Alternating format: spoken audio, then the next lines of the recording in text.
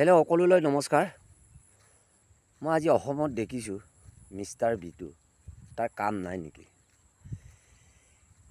তাৰ কাম নাই নেকি? মিষ্টাৰ বিটু যিটো অসমৰ চুকে কাণে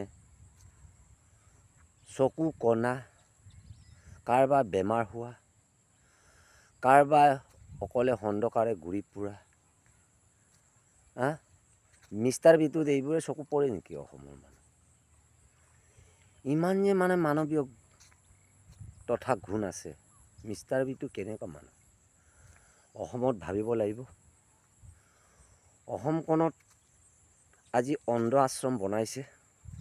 আজি অসমৰ খণ্ডৰ কাৰণে ইমান মিষ্টাৰ বিটুৱে কষ্ট কৰিছে। অসমত মানুহ নাই নেকি? অকল মিষ্টাৰ বিটুৱে আছেনে? সঁচাকৈ ভাবিব লাগিব। মিষ্টাৰ বিটু চেলুট জনাইছোঁ।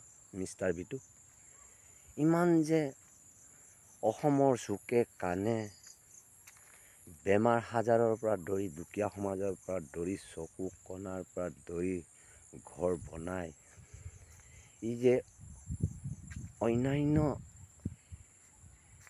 এইবোৰ যে সৰঞ্জাম কৰি আছে, মিষ্টাৰ বিটু ক'বলৈ গ'লে মোৰ মতে ই এজন ভগৱান। কতবাই কাৰোবাৰ ঘৰত দুখীয়া, কাৰোবাৰ ঘৰত বেমাৰ, কাৰোবাই অনাই বনাই ঘূৰি ফুৰা। আৰু মই সদায় ভিডিঅ' চাই থাকোঁ মিষ্টাৰ বিটুৰ, কাৰণ এখেতে যিটো আনৰ কাৰণে অসমৰ যিটো পূজা মোজা কণা এইবোৰৰ কাৰণে ব্যৱস্থা কৰি আছে। সঁচাকৈ ভাবিব লাগিব। মিষ্টাৰ বিটু হওক, অসমৰ নাম কৰক, অসমৰ চুকে কোণে থকা অন্যান্য খণ্ড মানুহবিলাকক উপকাৰ কৰক, আগবাঢ়ি যাওক। মই ভাবোঁ অসমত দেখিছোঁ আৰু এজন আছে, মই তাৰ নাম নকওঁ, মই পিছত ক'ম।